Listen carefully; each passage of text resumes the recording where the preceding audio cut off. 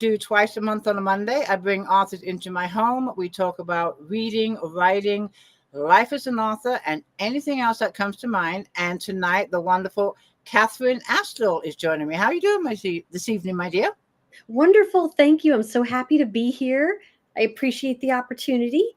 I love having you. I've been excited to talk to you. I'm sorry it's been away because it's like a 6-month waiting to get on the chat. So I'm glad we finally got you on board. I'm loving it.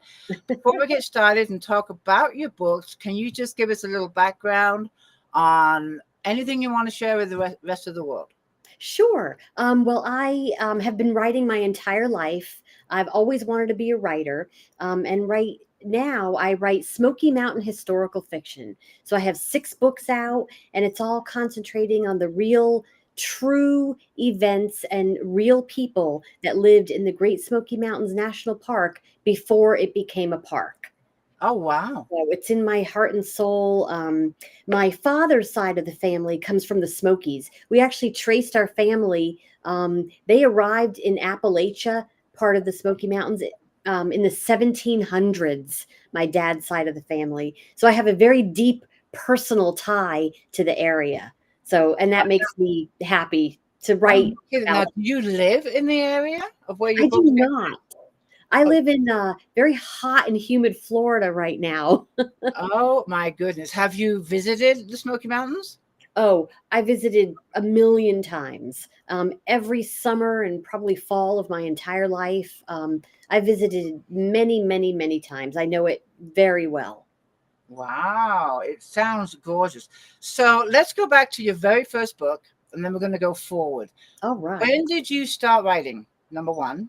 Well, honestly, I started writing at like 2 years old, but I wrote throughout my life. I've written like speeches and some like paralegal textbooks because I was a paralegal in the legal profession for 27 years before I switched to teaching English and concentrating more on my writing. So I've always been writing, but I reached a point in my life where I concentrated more and more on it.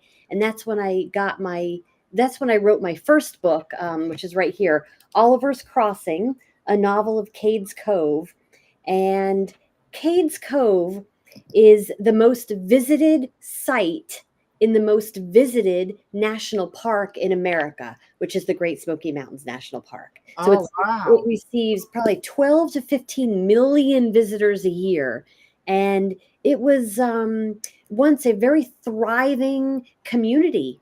And then the government came in to say, hey, we're wanting to take your land for the national park. And that's like the inherent drama and suspense that's kind of built into all these stories, is that people had to give up their land for the greater good, the national park. Oh, man. Yeah. Now, each book, are they based on actual events that happened? Yes. Every single person, every single event, major event, everything is real.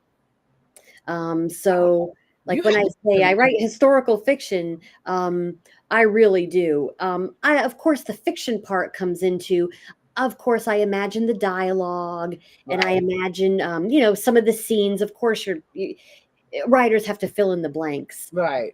The core of it. Like people ask me all the time, do you have an outline? And I say, well, yes, but my outline is really a timeline. Right.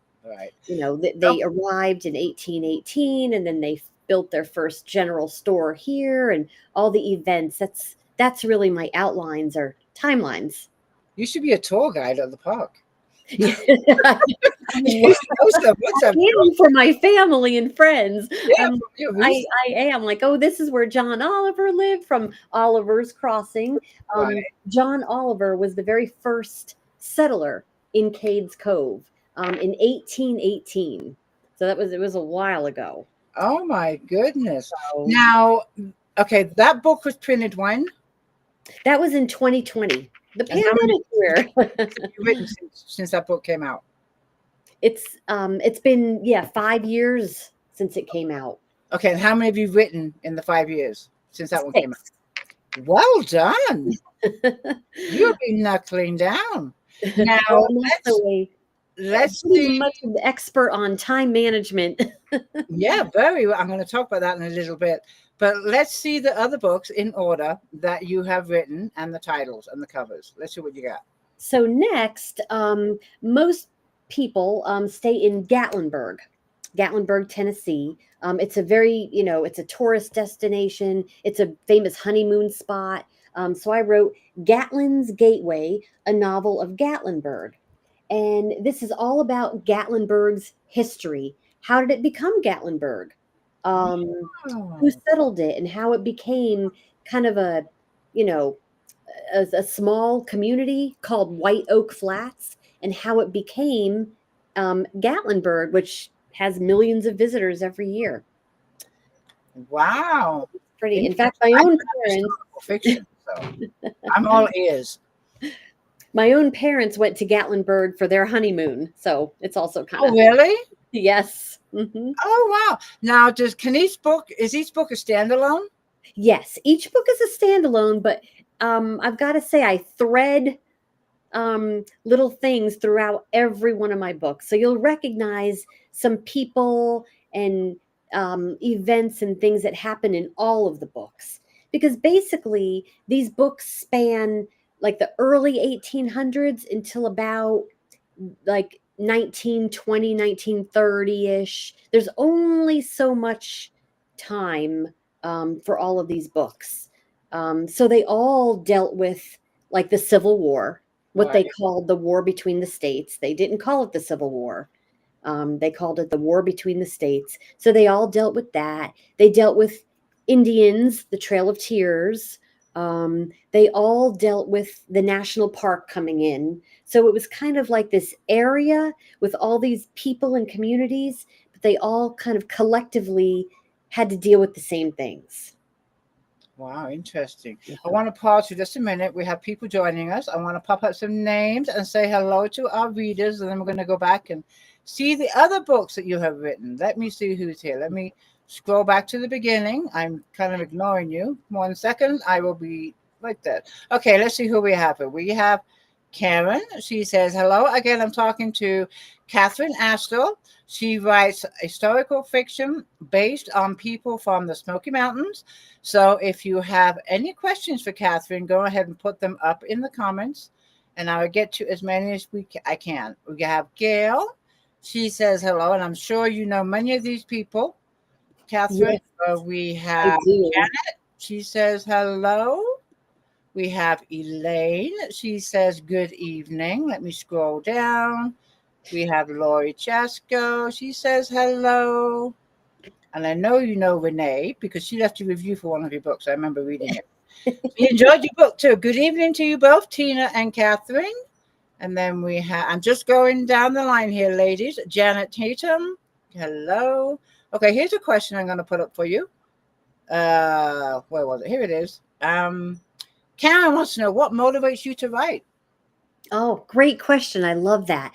Well, I do have a personal connection to the Smoky Mountains. My dad's side of the family comes from there. They settled there in the 1700s. They came from Scotland, which most of the Appalachian settlers came from, like the Scots Irish. So most of them settled there because if you think about it, it makes sense because Scotland, and Ireland even, they're fiercely independent and they, the highlands, they recognized the land, and there was also nobody around to tell them what to do, so they can bring their fierce independence over and plant it in the Smoky Mountains. There you go. Perfect. Perfect. Now, you said you wrote 6 books. I'm going to still scroll down the comments here. What was book number 3 that you wrote? Do you have that there? Book number 3 was all about moonshine. Ooh, the liquor. Yes, which is huge in the culture of Appalachia. It's called Mountain Mule Kick, a novel of moonshine in Cades Cove and Chestnut Flats. So full of real, true stories about moonshine. This was really fun to write and research. Like, I'll give the viewers a little sneak peek. There are 2 really good ways to hide moonshine and to hide from revenuers. One is to, you have your still, and of course it has smoke coming out. So they used to pipe the smoke underneath the creek. So the smoke would go into the water. Sneaky. Sneaky, I know. Now, after, during Prohibition, and it wasn't the moonshine itself that was illegal, it was the not paying taxes on it that was illegal. So that was interesting. But the second way is, okay, once it's manufactured, you have to deliver the moonshine, right? But there's all these revenuers around trying to catch you. So you get some eggs and you poke a hole on either side and you blow out the yolk and you kind of glue or tamp on the one side and you pour the moonshine in the eggs and then you make an egg delivery. Wow. Isn't that cool? Yeah. They're pretty ingenious, these people. They did a lot of ways to hide it. They would fill the egg up with liquor. Yes, fill up the egg with moonshine with liquor. And eggs. And nobody would question somebody delivering eggs. How did they get the liquor into the pinhole? They kind of did it enough and they very carefully. Yeah, without breaking the shell. But, I guess after practice, you can do it. Yeah. I wonder how many eggs that took. That took quite a few eggs. A lot of eggs. And also the interesting thing. I hope they used the eggs and made omelets. I think they did. They didn't waste anything. Yeah, back then you couldn't throw eggs away. Waste nothing. So I'm sure it was a little bit more than a pinhole, and it did take practice, but they did. There was a lot of egg deliveries. That took a lot of patience too. Yes. Belinda is here. She says hello, and Cassandra Jones is here. Karen says interesting facts about the Smoky Mountains. Lori says, I'm learning a lot from you. I'm going to be so naive here. What state are the Smoky Mountains in? Oh, it straddles, half of it is in North Carolina and half of it is in Tennessee. I've been to Tennessee. I was like 15 miles from Nashville. Okay. So this is a little bit east. I could have just popped over this. I should have. Yeah. Next time, I guess, if there is a next time. Krista Vanuk, I'm sorry if I said your name wrong. Vanuke is here. She says hello. Hello. Cal News is here. She says hello. I'm just trying to catch up with the comments as we're talking. Yes, I see everybody chiming in. It's great. It is. It's wonderful. Belinda says that is a good amount of books you have written. And then Cal News says, I love Oliver's Crossing. Oh, thank you. Oliver's Crossing. Lori has a question, but before we get to Lori's question, book number 4. Which one was that one? All right. So this warms my heart, this book. This is called Home of the Soul, and it's a novel of the Walker sisters of Little Greenbrier Cove. Now, the Walker sisters were so famous that the Saturday Evening Post did a whole story about them. What they did was one sister married, but the other sisters, 6 sisters living in, deep Appalachia. And they never married, and they just wanted to live their lifestyle. They didn't want to move to town. Each sister had their own specialty. Like one was good at sewing, one was good at cooking. Another one was a poet and sold her poetry to tourists after, the national park came through. But what made them famous was they stood up to the government. They hired a lawyer. They stood up and said, you know what? No, we don't want to sell our land. We're going to fight for this. Unfortunately, they kind of won and they kind of lost.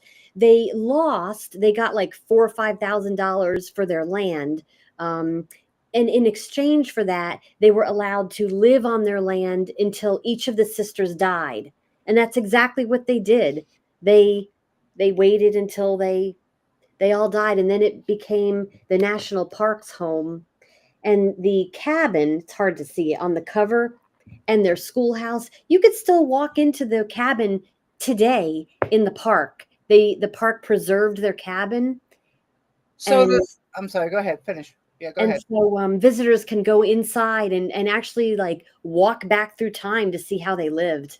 And that cabin on your book cover is the actual cabin the sisters This lived is the actual cabin. in. Now, Yep. did you take that picture? Yes, I did. Actually, my Oh, son did. cool. Oh, yes. In fact, my son took the Oliver's Crossing picture. You could still see that cabin Oh, yeah. and the Gatlin's Gateway. So my son, he's 18 now. He's a great photographer. So he is on 3 of my book That covers. is so cool that you get your son's support too. Yes. Now, back to the covers. So you make your own covers. You do your own covers? I collaborate with my publisher on the covers. Okay. Okay. Um, and most of the time they do a great job. You probably know, being an author, you have to tweak things. Like when we get to my last book, Christmas Serenades, in 2 more books, I will tell you the story about the cover. Okay. Going back and forth, but you kind of have to see it to I like the fact that understand. these are actual buildings, places of what's in your book. Yes. That means a lot. Instead of Yes, just it any really old does. random cabin that could be that cabin that represents that cabin. So I really like that. I really do. I'm going to go to Lori Chasco's question, and she's asking, how do you make time for writing? Oh, good. Excellent question. I've become pretty good at time management. So, I am an English teacher. So, I'm off in the summer now. So I make really good use of my time. But basically, during the school year, I work from like 6 in the morning, because I teach high school and college, till about 2:33 in the afternoon. So once I get home, I pretty immediately go to my desk and I write from 3 to 5. I either write or market or something. And then, of course, every weekend I write too. You are very I'm disciplined. very disciplined. I follow the Pomodoro technique. It's like you kind of set like a timer, um, and for like an hour or 20 minutes or so, and you just plant yourself in the chair and you write, whether you feel like it or not. Yeah.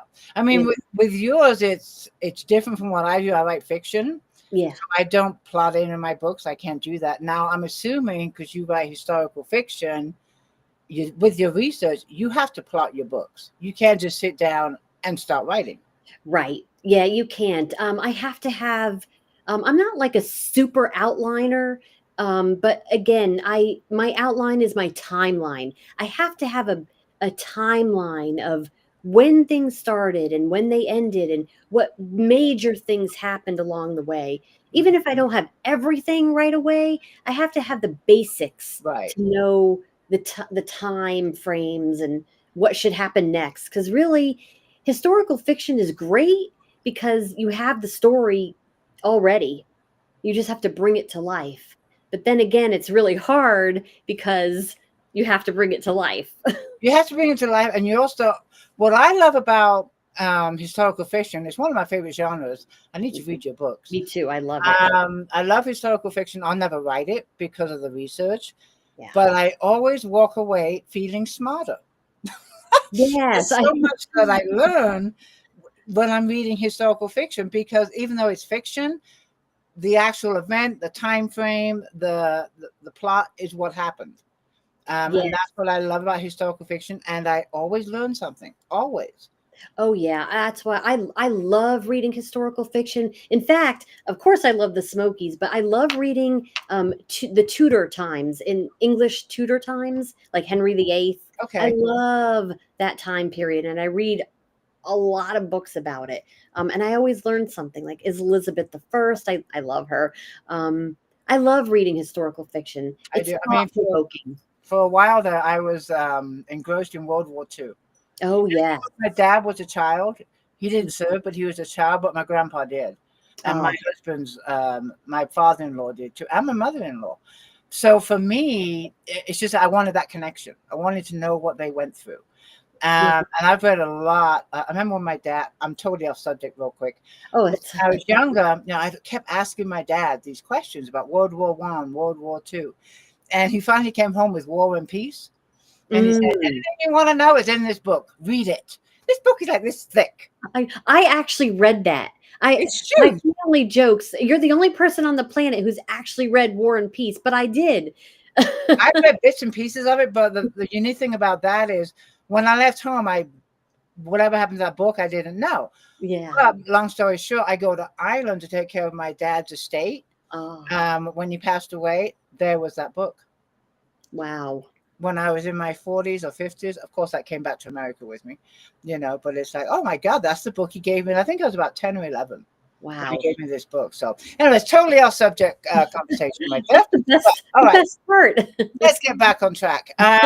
Let's see book number 5. All right. So book number 5 is called Black Bill, a novel of Walker Valley and Tremont in the Great Smoky Mountains National Park. It's kind of hard to see with the glare, but now Black Bill, he was called that. He was known as that name because he was a blacksmith and because he had like kind of a dark, swarthy complexion. But basically, he was a blacksmith. And I don't know if you could see, but this rifle here, that's his rifle, and it's famous. It's called Old Death because all the men, superstitions, you have to name your guns, right? Right, yeah, they did back then. You have to name your guns. Boats. Yeah, exactly. So his was Old Death, and Old Death, the rifle was very, very famous too. But really what makes Black Bill special, you're like, okay, this was just another mountain man, right? But what made him really unique was he had 3 wives at the same time in 1800s Tennessee. Little bugger. Exactly. Now, you're like, okay, we've known him like that. But he said, no, I'm not like that. I'm following the Bible stories. David, Solomon, look here. It says right in the Bible. And it does, right? So he's like, well, why? That's what I choose to follow. That's what God's telling me to do. So, you can't pick and choose. That's what that's what I'm following. Just following the book, right? Following the book. That was his whole argument. The thing is, you'd think a guy like that, people would shun him, but everybody loved him. He took care of everybody. And I'll give the viewers a little secret to how it all worked. So think about it. 3 wives at the same time. They were all in agreement. They all wanted it. They were all fine with it. But what made it work is this. They each had their own house. He built them their own cabin, their own farm, their own kitchen, like kitchen garden. They would get like Wednesday, Fridays, your day, Saturdays. Exactly. I addressed that in the book because that was one of my questions. How in the world did he do it? I mean, most guys, they can't even deal with 1 wife, let alone 3, right? Now, did he have kids with all these wives? Okay, here's another thing. And this is a direct quote. Okay. I stopped counting at 26 children. Direct, straight from his mouth. I stopped counting at 26. Exactly. So, needless to say, there's a lot of descendants of Mr. William Black Bill Walker, but he was a great guy. And did they all get together at Christmas? They did. They got together for holidays. They all got along. And you talk about a schedule. He visited each wife every day. And he lived in another house by himself?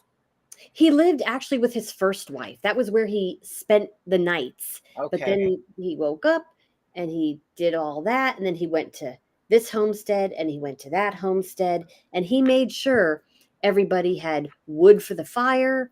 The kitchen gardens were good.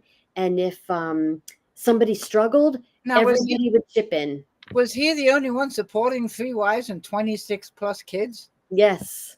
Wow. He had think about it. It wasn't like he worked. He had a whole field of corn. He had animals. He was a beekeeper. He sold honey. He was a bear hunter. So this was like a guy's guy, a mountain man. And he just took care of everybody. And everybody loved him. He was a good man. 26 kids, yeah, they loved him. Exactly. You've got to have a really open mind to have a setup like that. Oh yeah. And then I got into, in the book, it was fascinating because I thought, of course we're concentrating on the guy, but how did the women go for this? Especially in 1800s Tennessee, so there was a lot of factors like the Civil War, there weren't many men. There were what they call slim pickings. Right? Yeah. So that was the second wife. There was slim pickings. A lot of the men were dead. They had a long marriage. No one left. No one divorced. They just stayed together. No one left. No. Wow, interesting. I know, isn't it? Yeah, I just learned something, just from the interview. I didn't even have to read the book, but I will read that book. It sounds good. It's very interesting. Yeah, it does sound really good. Let's see. Okay, Lori has a question for you. I'm going to shift gears here. She would like to know, how do you come up with your titles and covers? Oh, good question. Well, most of my covers are just based on the real cabins that are now preserved by the national park. So that kind of is a natural thing, like, the Walker sisters. I had to have their cabin on the front cover. Other things, though, like Black Bill's cabins, plural for all the wives, they're gone. They were burned or destroyed. So I said, well, we have to have his rifle, his famous rifle on the cover. But it's hard to see, but it's like the perspective of somebody like in a homestead, like one homestead, and they're looking out to another house and then another house. Okay. So it's kind of like the concept of like the setting, basically. I concentrate on the setting of the Smoky Mountains for my covers. And like my next book, yeah, go ahead, put it up. This is a good segue into it, is Christmas Serenades. And this is actually the giveaway for tonight, a signed copy of Christmas Serenades. So this is Aunt Becky's house, and Aunt Becky was a matriarch of Cades Cove, and this is her actual house. Now, covers, I went back and forth with the publisher. Hey, I want mountains, Aunt Becky's house, and kind of like, it's kind of hard to see, Christmas. Oh, like I see it. Yeah. Okay. So they came back. This was the hardest cover I've done. They came back with huge rocky mountains. Now, anybody who knows the Smoky Mountains know that they're soft. They're not big. So I had to do that a couple times. They also lit up the cabin with like a big wreath and electric lights. There's no electric light. No electric back then, yeah. Exactly. No electric back then. And they kind of not argued, but they were like, well, readers don't care about that. Yeah, they do. And I said, well, my readers do, and I care. It's historical fiction. It has to be right. So, and it's hard to see. You probably can't see it, but there's like footprints in the snow, because Christmas Serenades, what they did, Christmas Eve, they were very deeply religious folk, people. And on Christmas Eve, though, they would all let loose. They would run around the houses, shooting their shotguns and ringing their cowbells and making such a ruckus.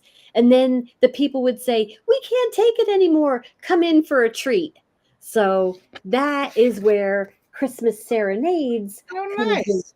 Yeah. So it's a tradition in Appalachia to do that. So it's all a Christmas book, but it's more than that. It's traditions. It's very heartwarming, the book. I mean, I'm sure that the Smoky Mountains has so many stories. Oh, where do you find your stories, that the one you want to write? And how do you decide which one to write? I mean, there's so many to choose from, I'm sure. There are so many to choose from. I do a lot of research. If I find stories, real stories, I will put those in the book. But I also have a lot of family in Appalachia from the 1700s, my dad's side. So I have a lot of deeply rooted, like superstitions, folklore, how they talk, things like that. Like I would never say, I think this talk is going well. They would say, reckon it's going just fine. Okay, the dialogue, which is the dialogue is very, I try to make it very authentic. But sometimes I have to change it a little bit to make it readable. yeah. Like, we're gonna get the bear, it's get is fine, but bear, I can't really spell it BAR. I think that would trip up a lot of readers. It would. And there's a big, not big, not controversy either, but it's like when I wrote some of my books, that even though Tammy had an English thick accent, yes, I did not write the English dialogue because it would make no sense. Right. To You people have to in America. take kind of like that creative license and strike a balance between readability for our modern ears and eyes, and what they would actually say. But I do meticulous research. Meticulous. If I can find it, it's going in the book. Out of all the research you've done, what is something that just blew you away? One of your most fascinating finds? The fascinating finds, the first book, Oliver's Crossing. John Oliver was the first settler, and he came during the fall and winter, which was a bad idea. They were pretty much starving. They were in a little tent, cabin, and they were starving. There was nothing around. They didn't know the land. They just didn't know it. So the Indians, the Cherokee, saw them and took pity on them and knocked on their door one day and gave them bear meat and dried pumpkin. And basically that saved their lives. Now, the irony, the sadness of it is a few years later, John Oliver was part of the local militia, and he was ordered to round up some of the Cherokee for the Trail of Tears. Oh, man. So that's sad. That is sad. But again, if it happened, it's going in the book. Good, bad, ugly. History is history. And I they always say life doesn't come. Yeah, it's history. Yeah. People try to change history, but you can't. You can't. And people always say, we've all heard life doesn't come with an instruction book. And I always argue, yes, it does. It's history. Yeah. That is life's instruction book. Yeah. And it's up That's to like you. I always, people don't want to hear about World War II, and it's like, we need to keep telling the stories of what happened. Oh, yes. Because that way it won't happen again. Absolutely. And that's just one. I'm going to take a question from Alicia Haney, and then we're going to listen to you read. So Alicia Haney would like to know, how far have you traveled for research? Oh, since I write about the Smokies, I do travel there. I mean, all the time. I've been there probably a million times. And I actually walk in the cabins. And this might sound a little weird, but I swear I feel their presence. Like I can picture when I'm looking at the hearth, and there's nothing there. There's no furniture. There's just a cabin. I just picture it in my mind.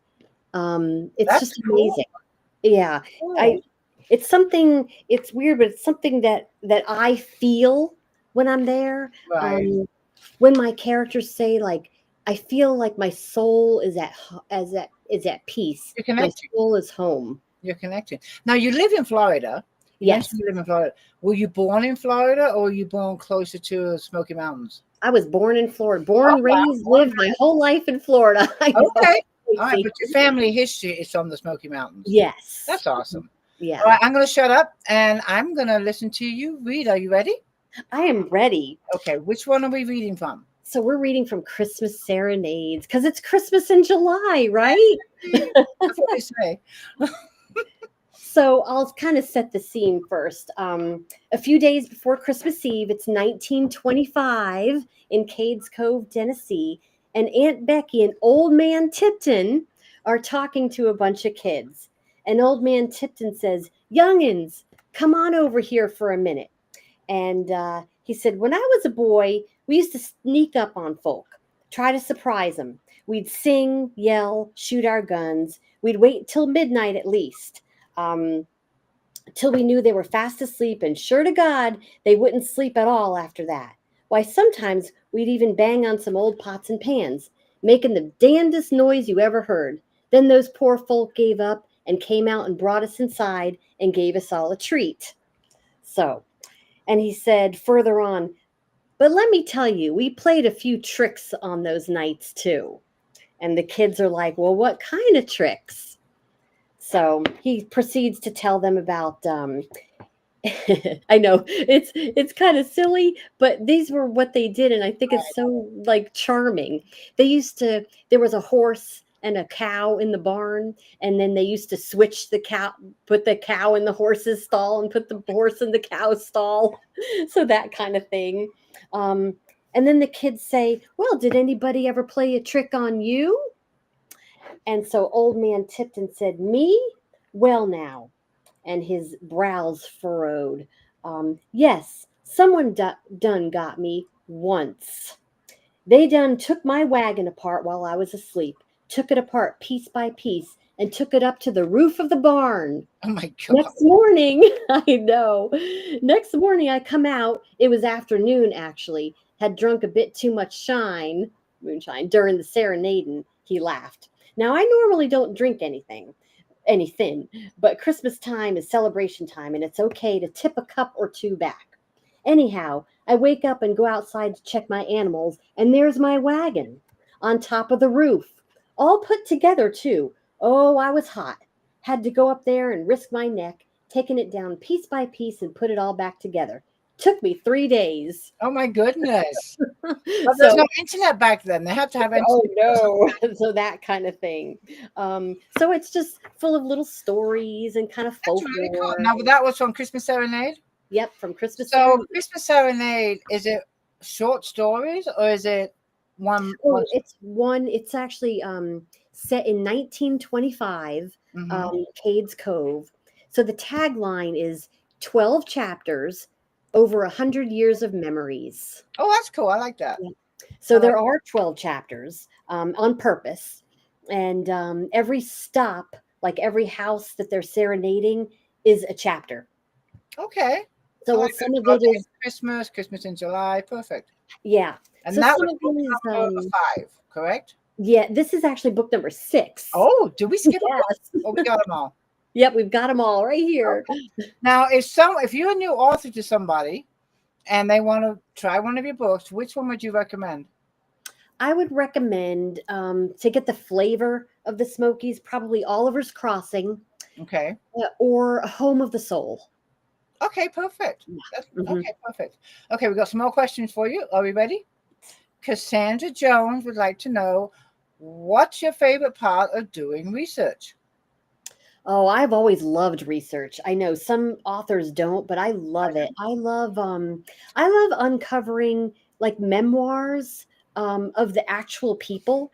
Like, oh my gosh, they left a memoir. They left a paragraph. They left a description of something. I love finding those things out. I love finding out what they did every day. Like, I loved Little House on the Prairie books when I was little. Like, I devoured them. And I love just the everyday life.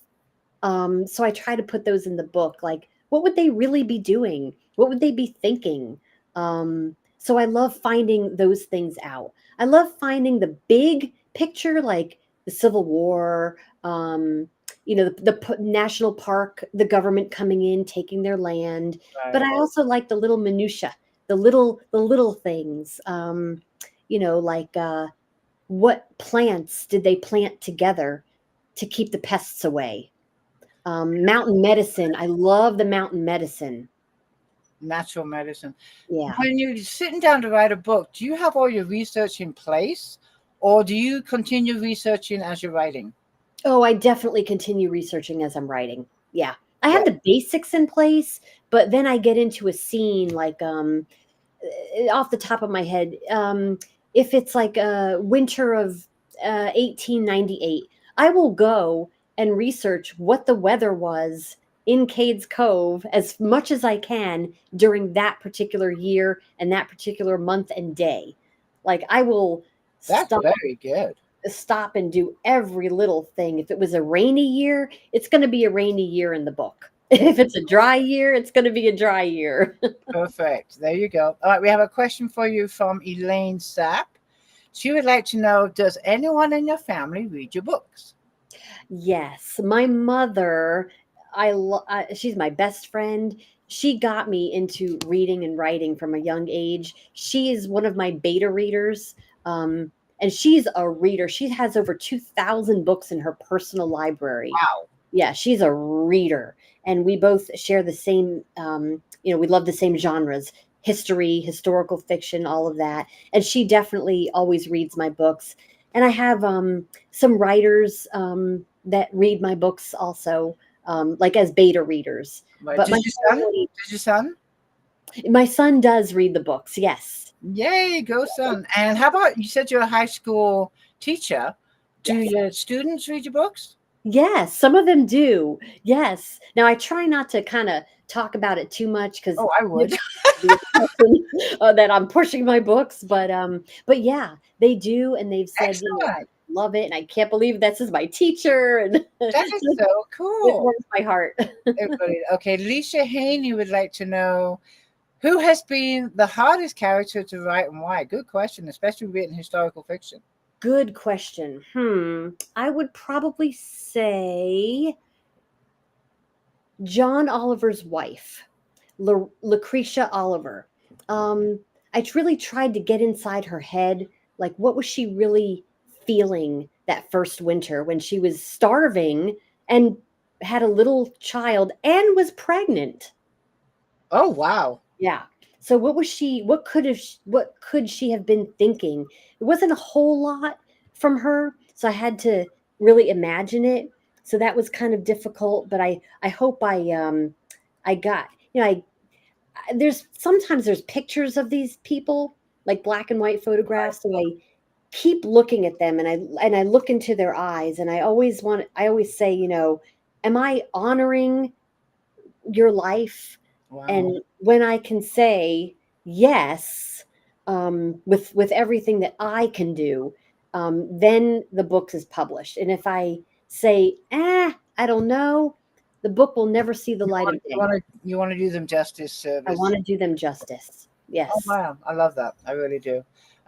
Renee, this is kind of similar to the question I asked you, maybe a little bit different, but she would like to know the most unusual research you have done and the most unusual finding. I would say definitely the moonshine. The egg. I'm still thinking about eggs. Now, like for example, I'll give you a little tip for hiding moonshine. So you could like a cane. You're walking with a cane. You could hollow it out, and these people, they made all their own stuff. They had blacksmith shops. They were resourceful. They made it all. So they'd hollow out like a pretty thick cane, and even like young men would hobble around with canes all of a sudden. It was filled with moonshine. Oh, wow. They got really good at hiding that moonshine. Yeah. They really did. You would put on a priest's collar and say, well, wine, whiskey. They would kind of justify it. I'm using this for religious purposes. Wow, okay. Yeah, that's true. So those things were very surprising. It was very surprising how, like, the lengths they would go to hide and not pay taxes on liquor. Well, it's totally illegal. So yeah, they had to find a way to hide it. Had to. Now, you've written 6 or 5 books in 5 years? 6 in 5 years, yes. So you're averaging about just under a year per book. That's about right. Well done. Do you when you sit down to write, do you have a word count that you want to achieve? Do you set yourself deadlines, like within a year to have the next book out? Do you have any kind of deadlines that you try to keep to? Yes. They're self-imposed deadlines. Try to be about 3 to 6 months, get a very solid draft done. And that's like after like 4, rewrites and fleshing things out and everything. About the 7 to 8 month mark, I like to be pretty much finished. I'm just like polishing everything and double checking the dates and all of that. So about 8, after that, about 8, 9, 10 months, I pretty much want to be done. I kind of put it away for like a month and then read it again while my beta readers are also reading it. So that's about my rough timeline. Okay. Some books are better than others. Actually, Christmas Serenades was my hardest book to write. I say it. I'm going to put this up because that was going to be the next question. So now you can continue. Lisa's asking which is the longest to write and the hardest. Well, I'm putting hardest. The longest was Black Bill, but the hardest really was Christmas Serenades, my 6th book. You'd think, oh, I've got this, but it fought me in the timeline and like I needed to do 12 chapters for the 12 days of Christmas, so that kind of fought me, and I went back and forth. It fought me with like flashbacks of the past and keeping things understandable for the reader. Oh, wow. Yeah. Okay. And so then still on the writing of the books, Elaine would like to know, which book do you have the most fun writing? I loved my Moonshine book, but that's I loved writing everything. I had the most fun probably writing Black Bill, because it was so different. Like a guy with 3 wives in rural Tennessee. That one. Like, how did that work? I was just fascinated with it. Fascinated with how he did it. Now, when you started writing his story, did you know about his 3 wives before you started writing, or was that something? So you did know? Yes, I did know about that, but I didn't really know like how it worked. I still don't know. Yeah, I know. We still don't know. But yeah, how did it work, and what did the women feel, and what did they think? So I really had to research. And okay, now you need to find a woman that had 3 husbands. That's true. I'm gonna find that story. Exactly. See how that one works too. Exactly. Where are they? Hey, I'm gonna look for that woman. Yeah, I want to read that one. Let's see. Janet Rebel says, who was your favorite character to write? I'm not sure if we had that question. Did we have that? I don't think we did. Well, I've got to go back to John Oliver because he was really the first. But I've got to say, I love the Walker sisters. Oh, the 3 girls. The Walker sisters of Little Green fight for their land. All of these books sound fascinating. They really do. They really are. And you'd think, everybody has a story, right?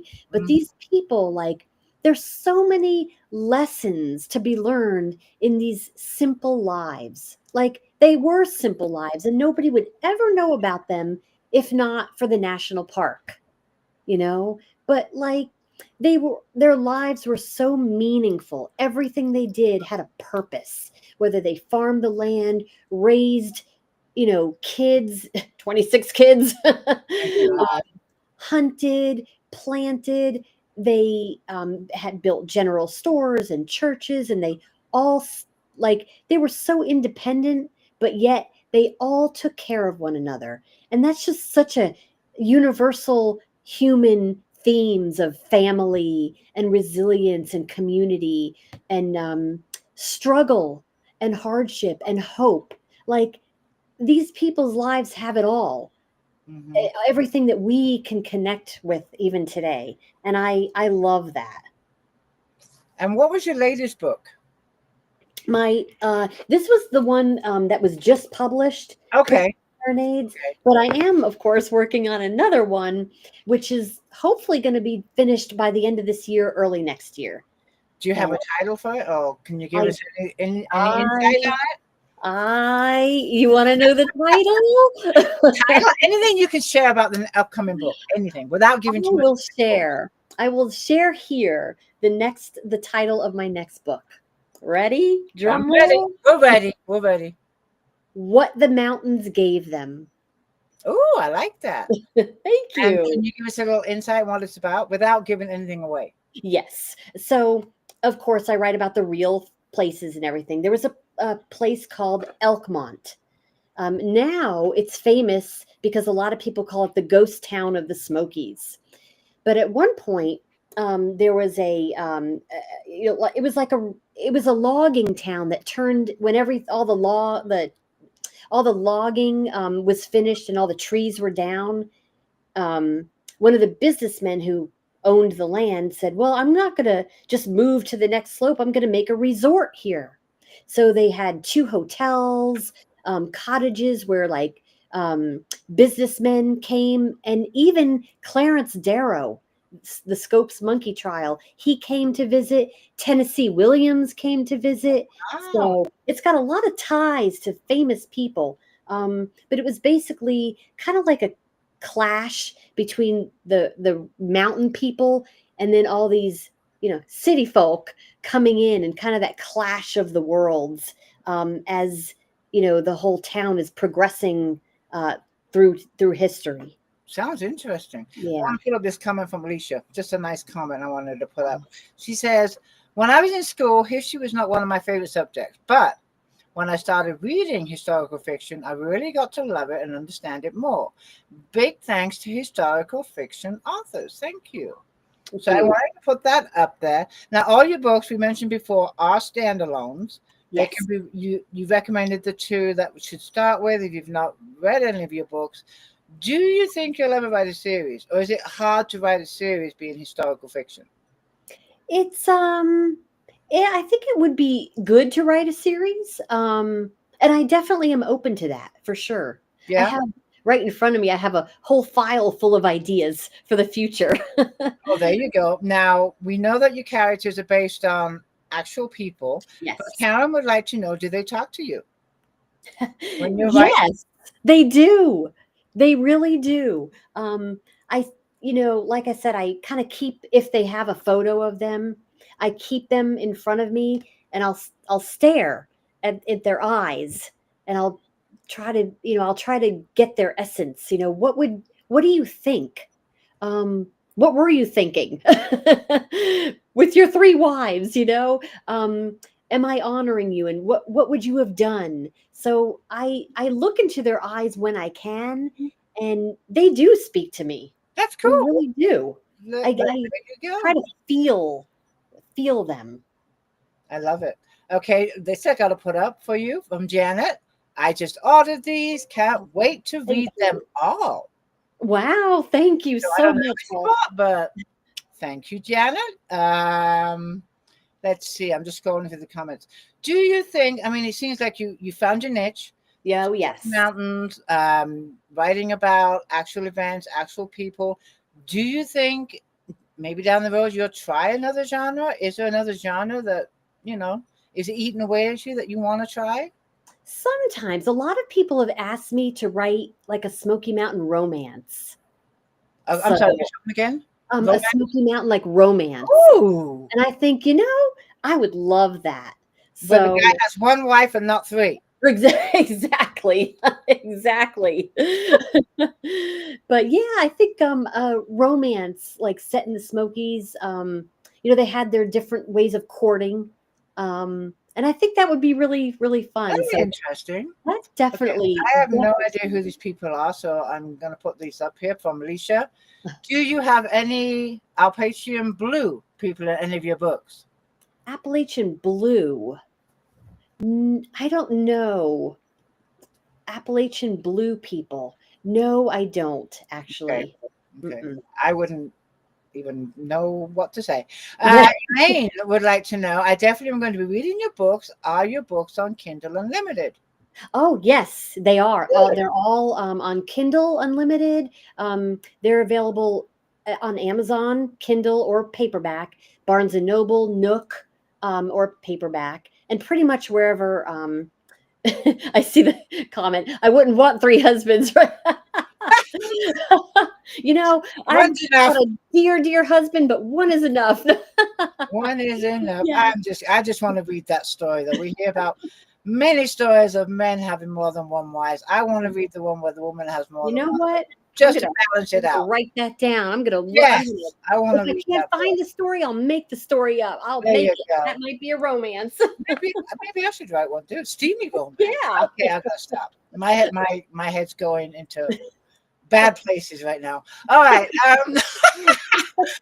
Let's see. I'm looking at the time. We're going to wrap this up. I could talk for another hour. This is very fascinating. It's one of my favorite genres. Thank you. Brilliant questions. I know I didn't get to all the questions. If you have time, I know you're a busy lady, but go to my author page and you can see the replay and any questions that we missed. Just go ahead and feel free to answer whatever you do. But we do have to wrap it up, sadly. Yes. Before we do, I do want to talk about the giveaway. The giveaway again is a signed copy of Christmas Serenades, paperback. Nice. Okay, and I will be picking the winner for you. I will announce it in the group and on my author page. I'll tag you. It'll be in a couple of hours. I got to take care of Mr. Jack, my dog. Yes, the dog. So that will be announced in a couple of hours. And I'm doing my $5 Amazon gift card giveaway. And if you're on my author page, just go ahead and share this to all your favorite groups, to your readers, friends, wherever you want to share it. The more you share it, the more entries you have. Tag me so I know you shared it. And you will be in the drawing for a $5 Amazon gift card. Now I'm going to do a shameless plug because my book comes out on Friday. So I got to take a couple of seconds. A Daughter's Secret release day is this Friday, July the 25th. I'm going to be taking over my group, Read More Books, on Friday, all-day event. There'll be giveaways. There'll be games. You'll be sick of me by the end of the day. I'll be going live, doing some live reads. So please join me if you can on Friday. And then I'll be on Lori Foster's page on Wednesday, July the 23rd. And in Nancy Johnson's group, Vermont Homestead, on Thursday. Catherine, this has been so much fun. We got to have you back when your next book comes out. Thank you. And let me know when you've written that book about the woman and three husbands. I'll be waiting anxiously. I'm on it. There you go. Readers, thank you so much for joining us. Thank you for the great questions. Catherine, if you want to say a few words before we sign off, it's all yours. Oh, I really appreciate this opportunity. I love connecting with readers. I love seeing a lot of familiar names. And thank you so much for your support. It means everything. And I just thank you from the bottom of my heart. I appreciate it greatly. Thank you so much. And thank you, everybody, for joining us. I will see you back